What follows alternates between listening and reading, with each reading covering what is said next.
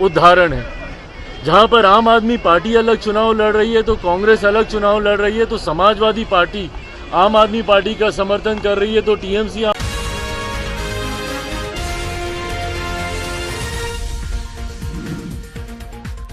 प्रत्याशियों का 100% strike rate रहा। इस बात की घबराहट यकीनन विपक्ष में है। अब कितने महीने रह गए हैं, दिल्ली में अभी चुनाव समाप्त हो जाएगा 10 दिन के भीतर। उसके बाद पूरा ध्यान सबका केंद्रित रहेगा बिहार के चुनाव को लेकर। और बिहार के चुनाव में जिस गठबंधन के साथ एनडीए आगे बढ़ रहा है, पांचों दल का गठबंधन, ये एक तरफा हमारे गठबंधन को जीत दिलाने के लिए एक मजबूत कॉम्बिनेशन है। मैं मानता हूं इस कॉम्बिनेशन के साथ हम लोग 2025 विधानसभा चुनाव में 225 से ज़्यादा सीटें जीतकर एक ऐतिहासिक जीत एनडीए दर्ज कराएगा। और जिस कोऑर्डिनेशन के साथ हम लोग आगे बढ़ रहे हैं, ये आप सबके संज्ञान में है कि तमाम दलों के प्रदेश अध्यक्ष एक एक कर अलग अलग जिलों में कार्यकर्ता सम्मेलन ऑर्गेनाइज करने का काम कर रहे हैं। हमारे प्रदेश अध्यक्ष राजू तिवारी जी यहाँ पर मौजूद हैं, भाजपा के हों, जदयू के हों, कुशवाहा जी की पार्टी के हों, मांझी जी की पार्टी के हों, तमाम प्रदेश अध्यक्ष एक साथ अपने कार्यक्रम अलग अलग जिले में करने का कार्य कर रहे हैं। इसका लक्ष्य यही है कि ये गठबंधन को हम लोग बूथ स्तर तक लेकर जाएं, और इसका हम लोगों को रिजल्ट भी देखने को मिल रहा है। ये गठबंधन ना सिर्फ प्रदेश स्तर पर, ना सिर्फ नेताओं के स्तर पर एक नई मजबूती के साथ आगे बढ़ रहा है, बल्कि जिला में भी आप देखिएगा जिस तरीके से बैठकें हो रही हैं, दही चूड़ा के बाद इस कार्यक्रम की शुरुआत की गई, ये अपने में दर्शा रहा है कि बूथ लेवल तक हम लोगों का गठबंधन मजबूती से आगे बढ़ रहा है और एक ऐतिहासिक जीत की ओर हम लोग अग्रसर हो रहे हैं। दिल्ली में क्या होने वाला है, क्योंकि अरविंद केजरीवाल के ऊपर अब राहुल गांधी ने बयान देना शुरू कर दिया है। अब बताइए, ये है इन लोगों का गठबंधन। बिहार से ही शुरू किया था इन लोगों ने।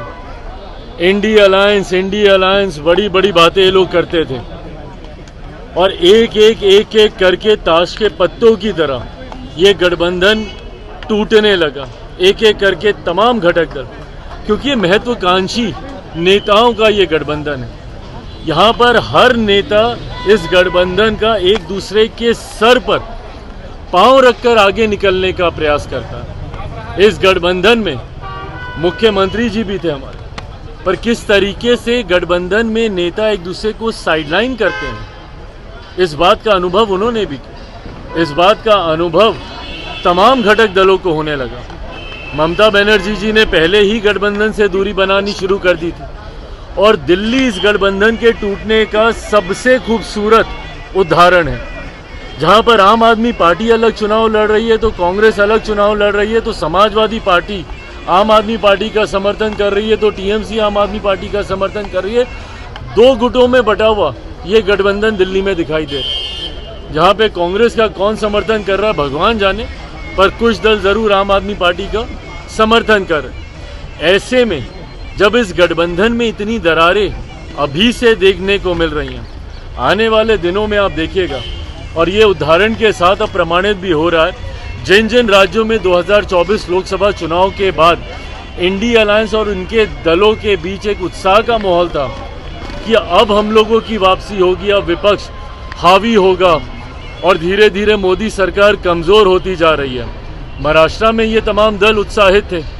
परिणाम विधानसभा के चुनाव में देखने को मिल गए, जहां महाराष्ट्र लोकसभा में जो विपक्षी दलों का गठबंधन था, जिसमें उद्धव ठाकरे जी की पार्टी, कांग्रेस और शरद पवार जी की पार्टी, ये तमाम लोग थे।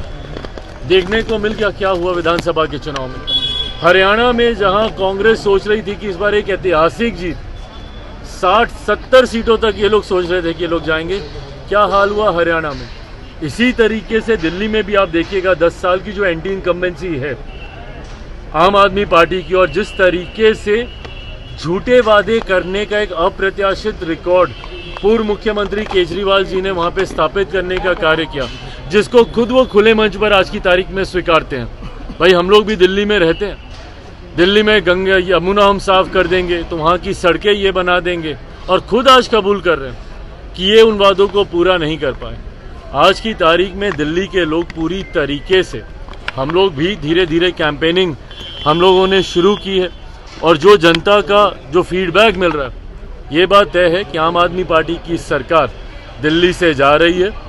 भाजपा के नेतृत्व वाली एनडीए की सरकार 8 तारीख को वहाँ पे शपथ लेगी। ये बात दिल्ली की जनता ने कम से कम तय कर ली। थैंक यू भाई।